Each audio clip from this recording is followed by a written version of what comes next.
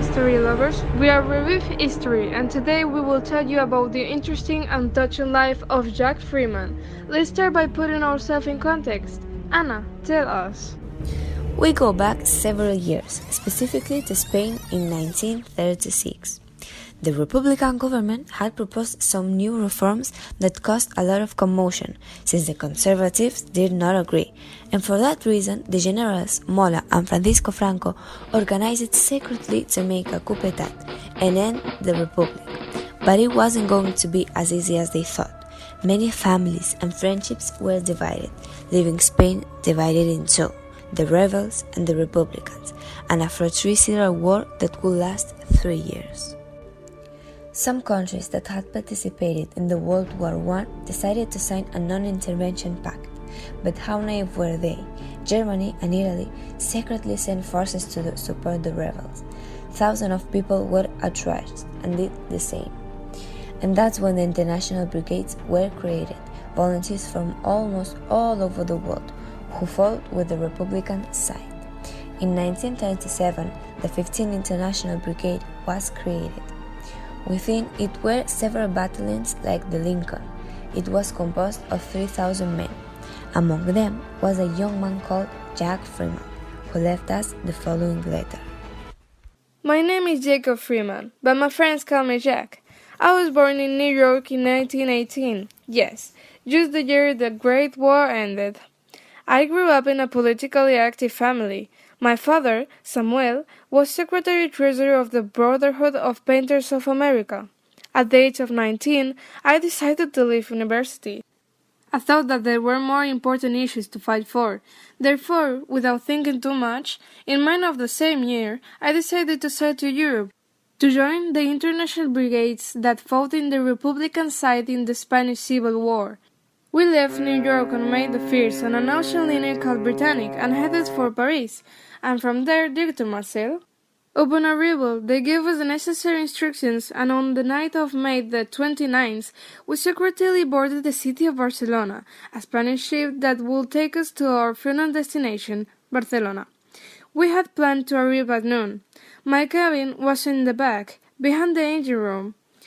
We had orders to stay on deck all the time, but I went up to participate in a meeting with my comrades. I stayed with my friends on deck, both of us leaning on the railing. We were passing through fishing villages. The sea was deep blue, everything seemed calm, nothing foreshadowed what was about to happen. And then we heard a thud, like a strong push. The ship had a big jolt and knocked me off the rail against the cabin wall. People started running. I was lucky to escape unharmed, but many of my partners had no chance of survival. I thought it must have hit the rock, but then I saw the smoke and knew something else was going on. I was one of the first to reach the lifeboat that was tied up, but with the help of 2 sailors we cut the ropes. Some of my partners died in their sleep.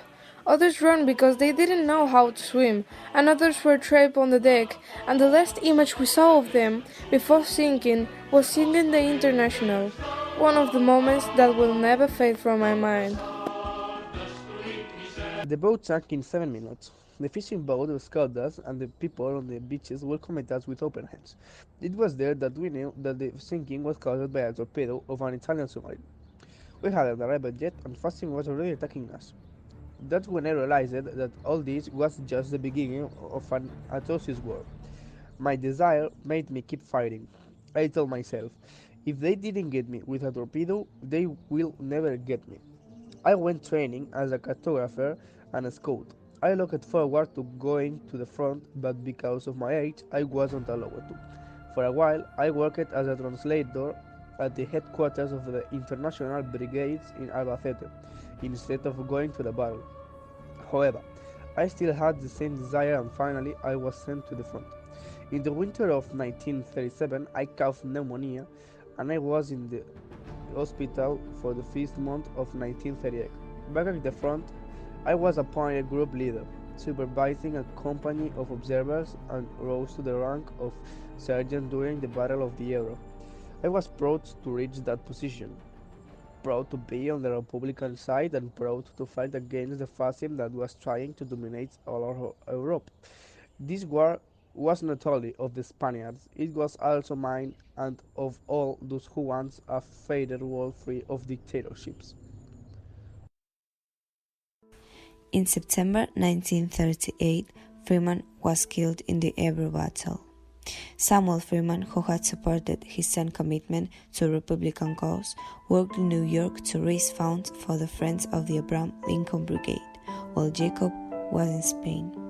After Jacob's letters abruptly ceased, Samuel tried for several months to obtain information about his son. Now we know what the international brigades were and who Jacob Freeman really was, a brave, fighting young volunteer who committed himself along with 30,000 other volunteers in one of the most solidarity movements of the history.